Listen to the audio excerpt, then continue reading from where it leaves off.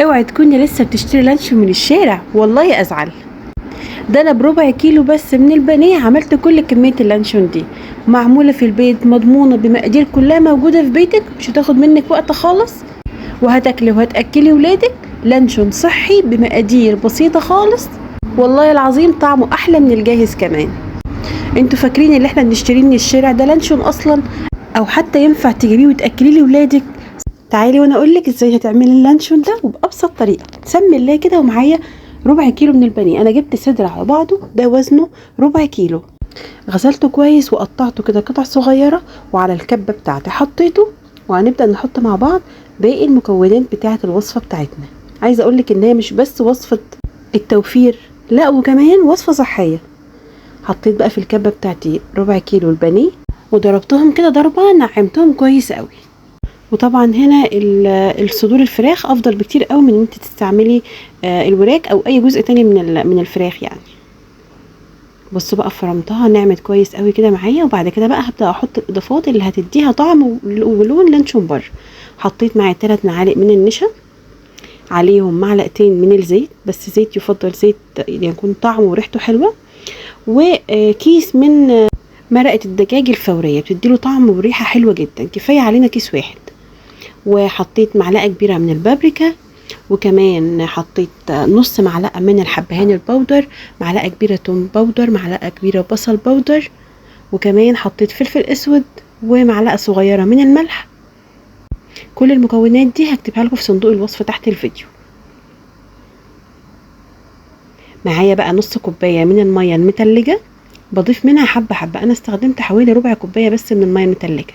جبت بقى معايا لون طعام، ده لون طعام احمر لون صحي، حطيت منه نقطتين 2 بس، بحيث يدوني اللون اورنجي كده، لون حلو غير ما يبقى لونه فاتح. طبعا ممكن تستغني عن الخطوه دي لو مش همك لون اللانشون. بصوا هنا اللون كان واضح ازاي. طبعا بعد ما استوى اللون ده قل جدا.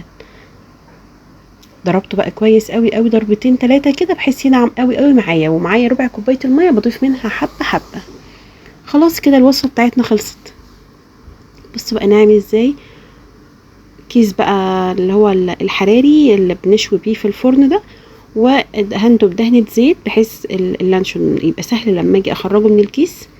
وحطيت فيه كمية اللانشون بعد ما خلصتها.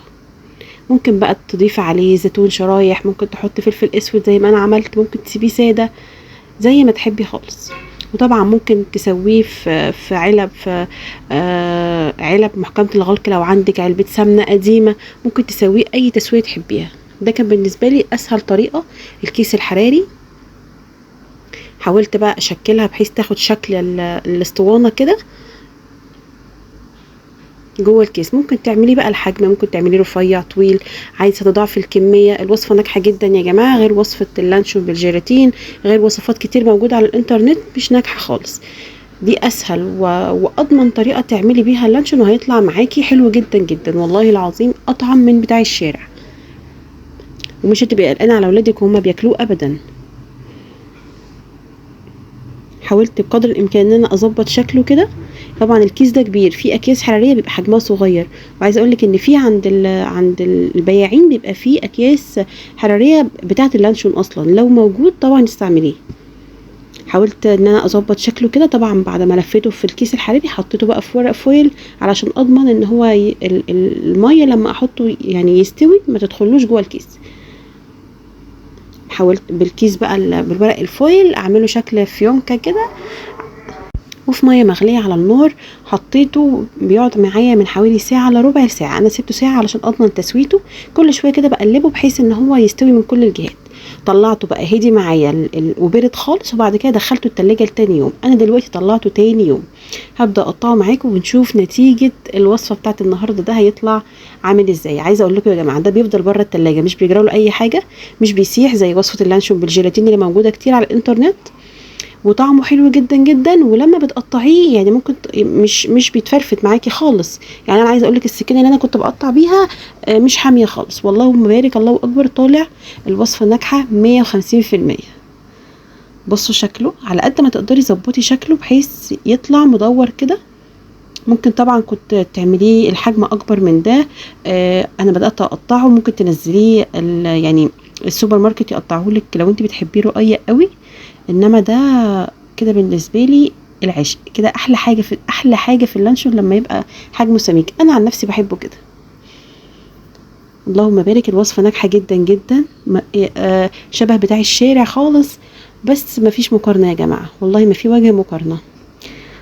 يعني هما مع احترامي كل الشركات، بس ما فيش شركه هتحط لكم لحمه او فراخ حتى في الوصفه في اللانشون بتاع الشارع. كفايه المواد الحافظه اللي بناكلها لاولادنا، اعملوا لهم حاجه صحيه في البيت تبقوا ضامنين ان هم ياكلوها وصحيه وتفيدهم وتفيد صحتهم، وكمان ما تضرهمش. ويا رب تكون وصفه النهارده عجبتكم، والى اللقاء في وصفات تانية كتير احلى واحلى.